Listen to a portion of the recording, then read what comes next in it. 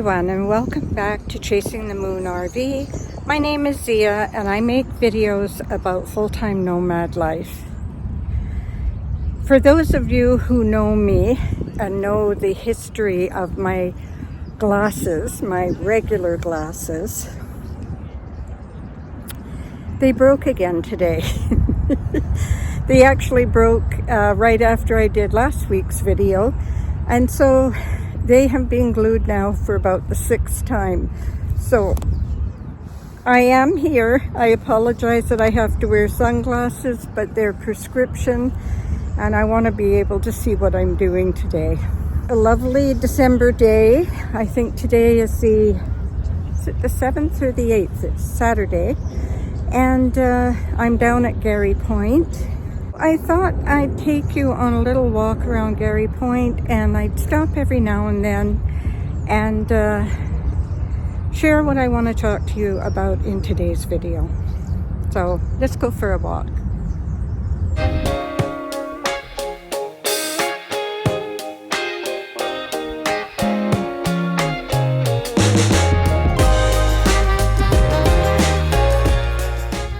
I'll try and make this video like there's a little more contact by pulling my glasses down as much as I can.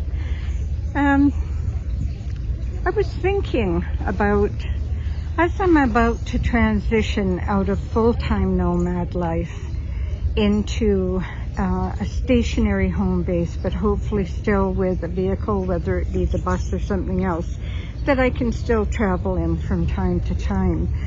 I was reflecting on the 10 unexpected gifts, life gifts that I received from doing full-time nomad life. And they're not in any particular order, it's just as they came to me as I was sitting there reflecting and wondering if that would all be lost once I was no longer full-time. Just because I may not be full-time any longer, it doesn't mean that I can't be out in nature. But one of the things that I noticed that was different about living full-time nomad life is that because I would usually drive somewhere every day where I was sitting by a river or the ocean or somewhere like that, the amount of wildlife I saw and activity on the river, especially a busy working river like the Fraser River, there were container ships and tugboats and fishing boats and so much more, eagles and blue heron, also deer and coyotes and raccoons. I've seen bears, including a grizzly bear. I've seen moose. And although I can be out in nature still, if I'm just out there on a temporary basis or even driving somewhere for a daily walk, I'm not going to see what I have been seeing. And probably most of all for me was the amount of amazing nighttime skies and full moons and eclipses and things like that I got to see. The Milky Way for the first time ever when I was in a very remote, dark location. Just amazing, amazing sights. And I want to try and hold on to that as I move forward and get out and be in that as much as I can. And also because I think that being out in nature is such a healing thing. When you're out in nature and you're in the fresh air, you sleep better at night. I think you feel more grounded, and it's just a wonderful, wonderful, wonderful gift. The beauty that I've seen, as I mention at the end of every video, oh, there goes a squirrel. Squirrel. Nature. It's all around us, and I take more notice of it now. So the healing that nature offers for your mind, body, and spirit.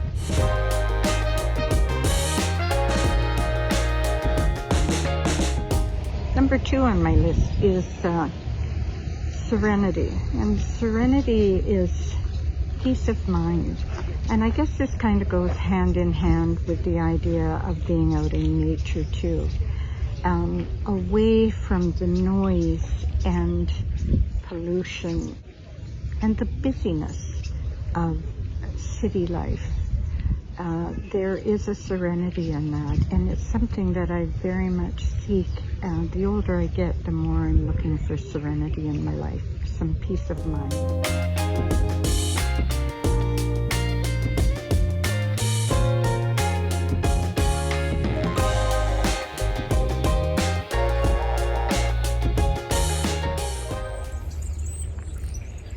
I think number 3 would have to be, and this is probably one of the biggest gifts that I received from Nomad Life, and it happened very early on, before I was even full-time, was the amount of time I had for introspection, for really having time as I was driving for hours and hours and mile after mile.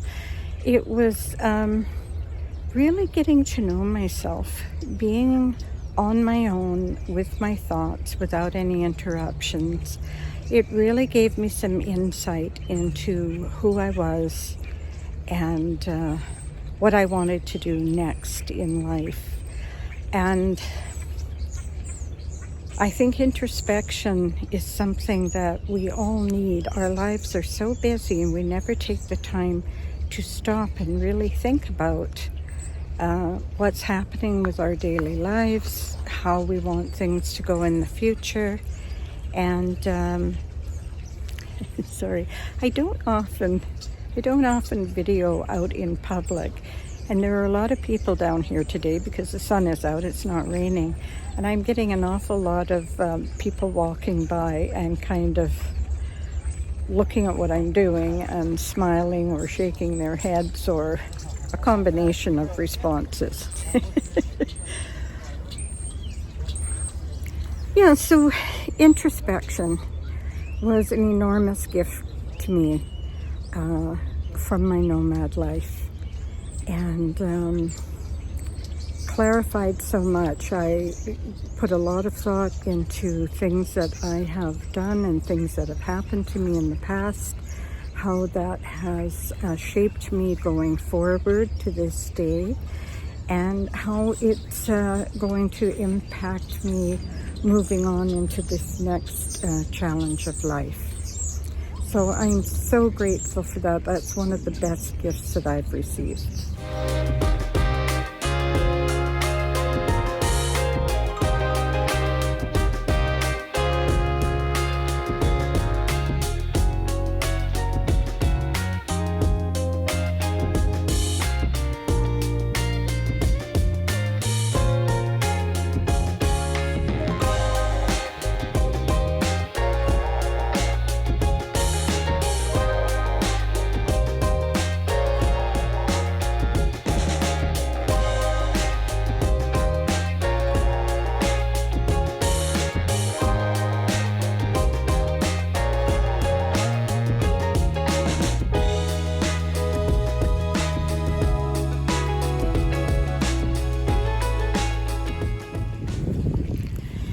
I'm going to put number 4 and number 5 together. Number 4 is the gift of number 4 is resilience, and 5 is confidence. And I had never, I'm sorry, I have to put my sunglasses on. As for number 4, resilience, I had always had a partner in my life. From the time I left home and went straight into a marriage, from that marriage into another marriage, and then into a third shorter term relationship. And I had never had the opportunity to rely on myself to find out whether or not I was resilient. I knew that I was a survivor. I had proven that many, many times. But I didn't know how resilient I was. Could I rely on myself to overcome any situation that came up for me? And when I started out on my cross-Canada trip and I got further and further away from home, I realized I was going to have to do that. By the time I was all the way across the country and in Newfoundland, I thought, okay, if anything happens to the van or to me, there's no one here to rescue me. There's no one to come and help that I know. And so I had to learn how to be resilient. And I think that's probably true not just for me. I think that's probably true not just for me, but for anybody that becomes a full-time nomad. You have got to be resilient. You have got to know that no matter what happens, you're going to have to deal with the situation and that you can deal with it. I think often the fears that hold us back from doing things like, I'll just give an example as a solo senior female, going on a road trip on your own with your only support being a tiny little dog that weighs about 5 pounds. Fear will hold you back sometimes. Oh my God, what happens if my vehicle breaks down? What happens if I get sick? And the fear of the unknown is often what stops us in our tracks. But if you can push past that and know that wherever you are on your journey, if something comes up, you will deal with it because you will have to. So resilience was huge for me, a huge, huge gift, knowing that I could be resilient. And then, as I said, that ties in to number 5, which is confidence. Because once I realized that I was being pretty bold, I was being a bolder woman, and I was dealing with issues that came up. Some issues did come up with the van. I hope the crunching gravel of people walking by isn't interfering too much. But so I realized that that I was resilient, and the confidence that gave me to carry on and to keep pushing forward was tremendous. I've done a few things in my life that have bolstered my confidence, but nothing like the confidence boost I got from doing full-time nomad life.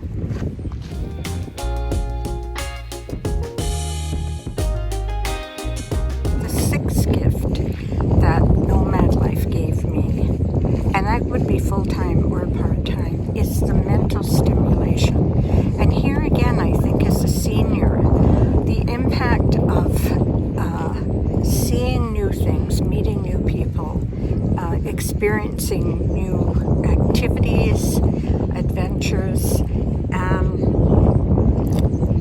mental stimulation is so hugely important. And that's the number 6 gift, is mental stimulation. And what the adventures of being a full-time nomad, how they give you that. I had never felt in many, many years, I had never felt so young and capable and excited and full of joy as I was when I was traveling.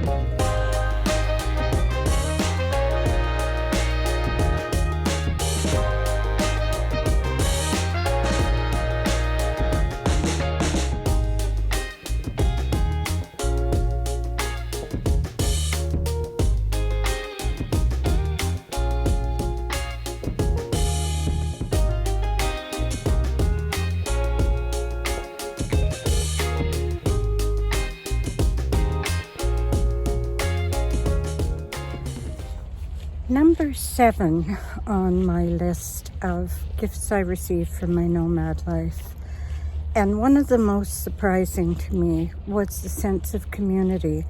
The number of friendships that I developed that are being maintained. I have made more friends in the past 3 years since I've been on this nomad journey than I have probably made in the last 30 years even.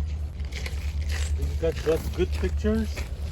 Doing a video for my YouTube channel. Cute dog.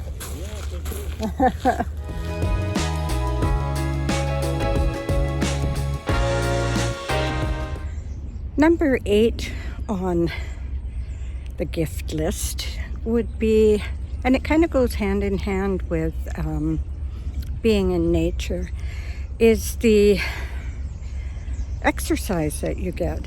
Now, having had 3 joint replacements, I don't do a lot of serious hiking, but certainly when you're out in beautiful places, down by the water somewhere or in a forested area, being out in nature, getting the exercise and the fresh air.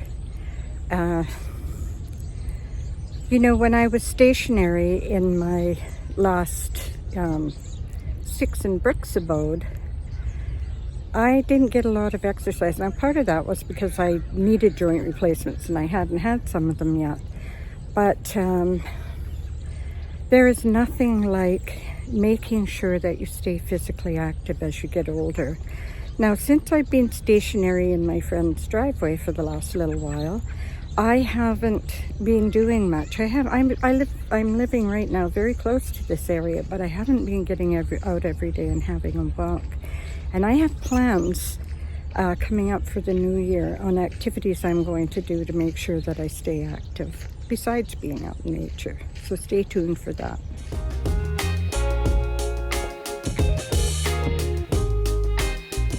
The 9th gift Nomad Life gave me was knowledge in so many areas.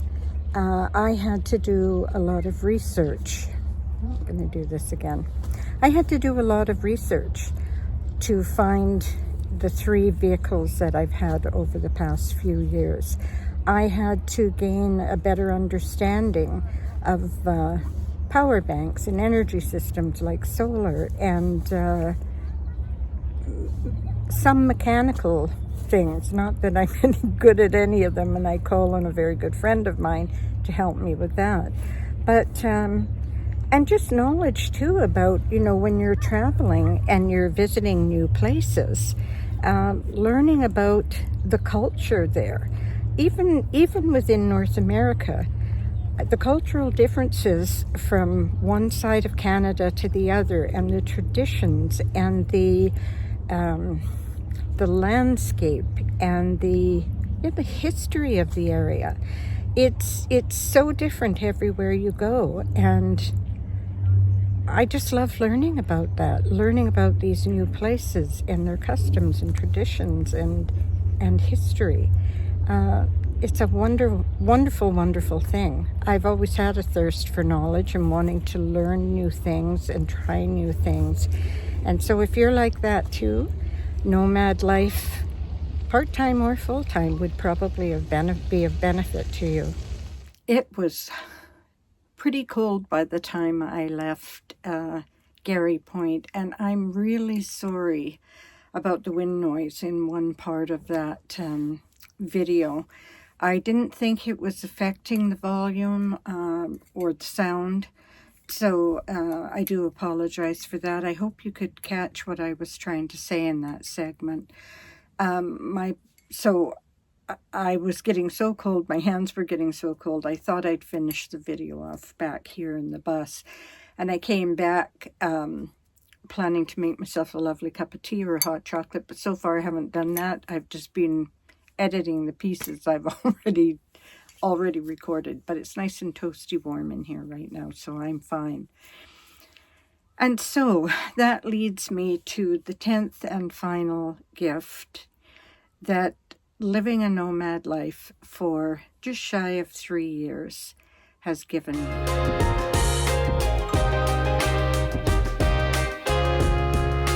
And that is allowing me to listen to my heart, to live life on my own terms without the interference of societal norms or expectations.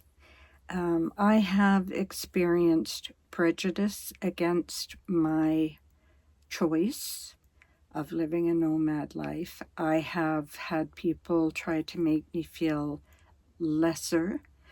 I have also had people tell me that I was more than I even think I am, telling me how brave I am to go out on my own and travel like this. So it's interesting, the different views people have of nomad life. There were many, many positives to it, as I've just shared with you. So many things that changed me in ways that I can't even begin to express. And I am so glad that I gave this experience a chance. The thing for me now is to make sure that I don't lose sight of those gifts, that I don't fall back into living a life that was less than what my nomad life was. Because honestly, the adventures, the community, the things I learned, the things I saw, I still want to be able to have that in my life to some degree. But I also realize now that there are other things I want to do in my life too. I've been so focused on turning my vehicles into a cozy home for myself. First Emma 1, then Luna, and now Emma 2. And I will do that, of course, with my next home, wherever that may end up being. But there are so many other creative outlets that I have always enjoyed, and I don't seem to find the time for them anymore. And I am really looking forward to doing that in the new year. I want to do more cooking. I can cook. I'm not the best cook in the world, but I want to do more of that. I want to begin eating healthier, more homemade rather than prepackaged meals. And I want to finish my novel, and I want to restring my big harp and start playing that again, relearning the music that I have forgotten over the past few years. And other creative outlets, collage, photography, so many things.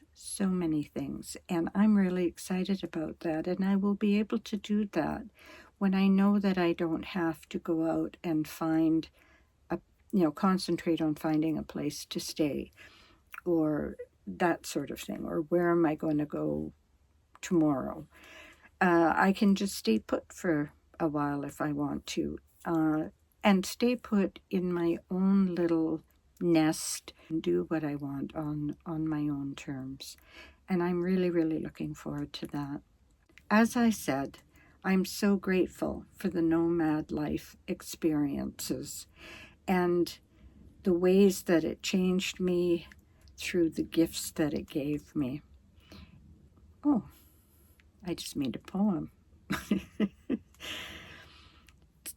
That's going to be it for me today. I do plan on doing some more things in the bus, and as I have said previously, I will be decorating for Christmas, so the next one will probably be the Christmas one. So watch for that. Please give me a thumbs up, subscribe if you haven't. It doesn't cost anything, makes a huge difference to the channel, and allows more people to view the videos. And as always, wherever you are in our fabulously beautiful world. I hope you're having an amazing day. And I'm going to say bye-bye for now. I love you all so much, and I will see you next week. Bye-bye.